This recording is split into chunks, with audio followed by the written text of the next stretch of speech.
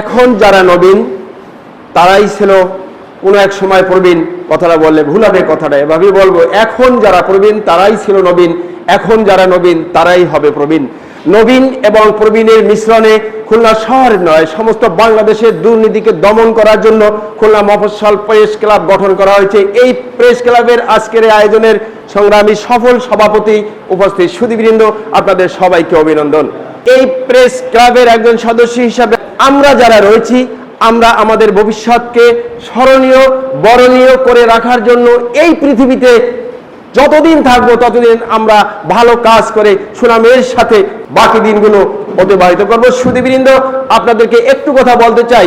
আমি এই প্রেস ক্লাবের সদস্য হওয়ার পরে হঠাৎ একদিন আমি অসুস্থ হয়ে পড়ে গেলাম। অসুস্থ হওয়ার পরে 50টা প্রচার মাধ্যমে আমার এই নিউজ করা হয়েছে। এর চাইতে আর কি হতে পারে আমাদের এই সংগঠনের? আমি সংগঠনের কাছে বিশেষ অনুরোধ করব, যে যেখান থেকে এই সংগঠনের কার্যক্রম চালাবেন, এই সংগঠনের সদস্য বিভিন্ন পর্যায়ে যে যেখানে রয়েছেন, আপনারা সঠিক নিষ্ঠা এবং সততার সাথে আপনাদের কার্য চালিয়ে যাবেন।